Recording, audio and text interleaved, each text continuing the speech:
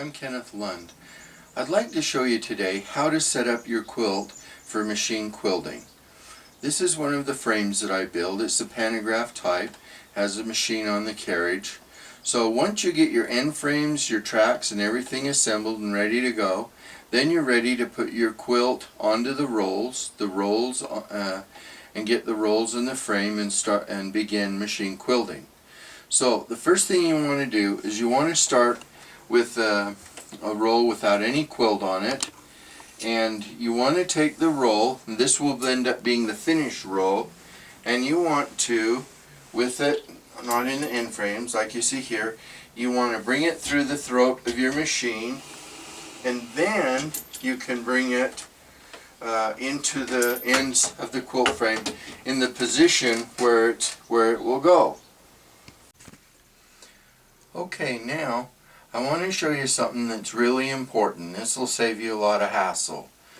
Okay, in this case I have a 10-foot wide frame because the quilt after this one's going to be a great big king or queen size one. So, but this is a smaller one. But whether it's a large quilt or a small quilt, you want to be able to leave some edge distance between the end frame and between where your quilt starts. And the reason is that then you're able to get your machine away from this quilt. So then if you need to replace lower bobbin thread or work on the machine, you can do it. If the quilt were right there, it would be in the way, it would be a hassle. You might even have to end up taking the quilt on and off and on and off. No good. So leave some end distance. If you have a really big quilt, then still try if you can to move it to one end so at least you have a few inches to work on that machine. That'll help you a lot. Now, in this case, you can see that we have the quilt now. On the finished roll, we have the top, the quilt top, we have the backing, and we have the batting. And basically we brought those together evenly, and we just pinned them to a leader strip of material that we put on our finished roll. Now, if you've bought one of my kits, then you've used the little end fittings to put on your roll, and hopefully you've added a piece of muslin or scrap material. You can either glue it or you can tape it or something, but it makes it really nice for being able to just pin your stuff to, and you're good to go. Now, on this quilt, I want to show you the quilt top is here, and the batting we've oversized a little bit. You want to make that batting preferably a few inches longer than the quilt, because as you machine quilt it, it'll have a tendency to pull in a little bit. It's easier to trim off a little bit of batting when you're finished at the end of the quilt than it is to be short and to try and add a couple inches or whatever of batting at the end. Now, in this case, the backing, we've made the backing actually a few inches wider than the top. The reason for this is we haven't decided exactly how this quilt's going to be bound. We may take it and just bring the backing over and bind it that way, or if not, again, it's easily trimmed at the end, but it doesn't box you in. So those are a few key things. Now we're going to go on to getting the quilt now rolled up on the finished roll, and then we're going to talk about mounting the top, quilt top, the quilt backing, and the batting, and we'll give you some pointers on how to do that. Here's the thing: if you don't have a gigantic workspace, which I don't, and a lot of people don't, then it's nice to know how to be able to work with those fabrics on the rolls without having to have everything all spread out over a gigantic work table or the floor. No need for that with this frame. Makes it real easy. So we're going to pause for a minute, roll it up, and then we'll start again. Okay, so now I want to talk about the way the fabric goes on the rolls, the directions, to help you set it up. I've drawn this diagram that'll help explain it.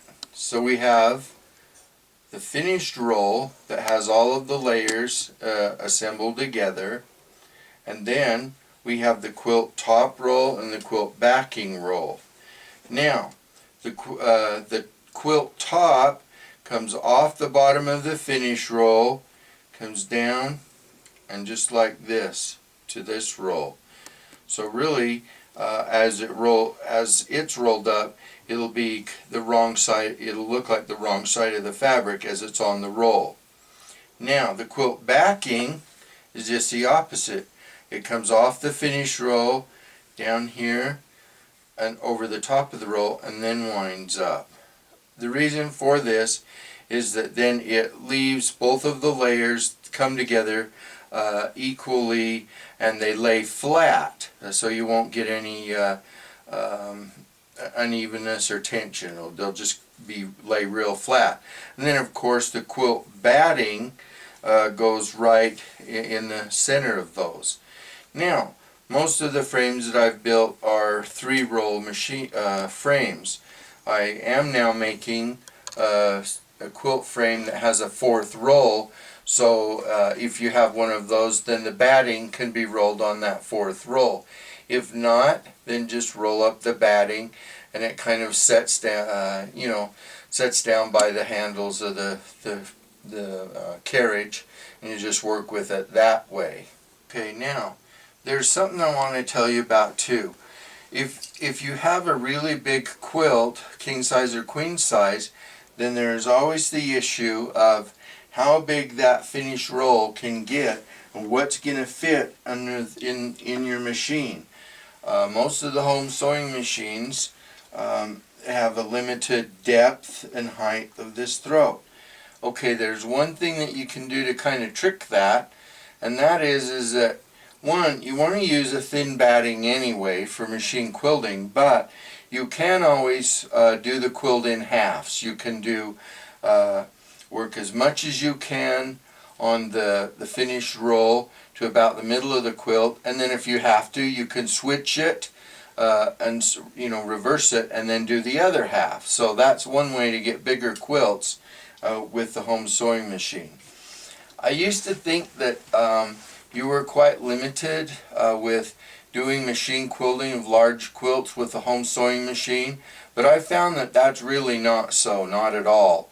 In fact, I think that if you're doing artisan work, you can achieve phenomenal results with a home sewing machine and the frames that I build. Now, on the rolls, I want to show you what we're going to do to work with this material right on the frame.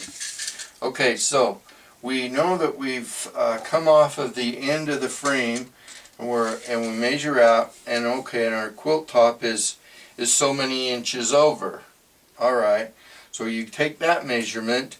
Now, when you're going to set up the top roll, same thing. You measure from that end frame, you measure over on your roll.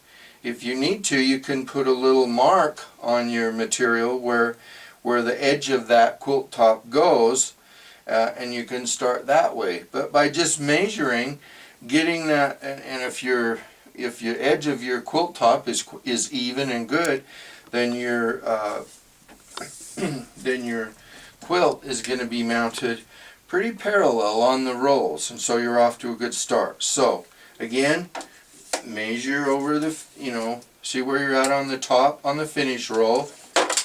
Come over to the top individual quilt top roll, measure over, make a little mark, and you're ready to start evenly pinning that quilt top to the roll. Okay, now a little hand or trick I want to show you. Once you've got that quilt top and pinned to your roll, then you're going to be rolling it up. If you can get a helper to do this, it's good, especially for really wide quilts. You will need a helper, and you want to try and get it evenly rolled up. And take a look here. You can see that we've just gone slow. We're starting to get it rolled up. With one person at each end of the quilt, then you can kind of watch to make sure that it's rolling onto the rolls parallel. It's not difficult, but a helper is really great at this point for just a few minutes.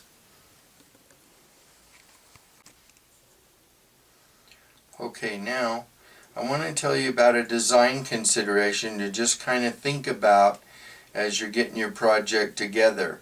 You notice how we've been mounting the top and the backing to the rolls? We'll take a look at the backing now for a second. What do you see? It's kind of a like a plaid with some vertical and some lines, vertical and horizontal. You can kind of use those lines to help you get it set up straight on the rolls. Same with the top. That doesn't especially mean that you want your top to be geometrical patterns, but in this case it does have some borders and lines to it. So think about those borders and lines and think about using those to help you mount your quilt to the rolls, because then you're going to get everything set up right to begin with. It's going to be kind of square, well, it's going to be square.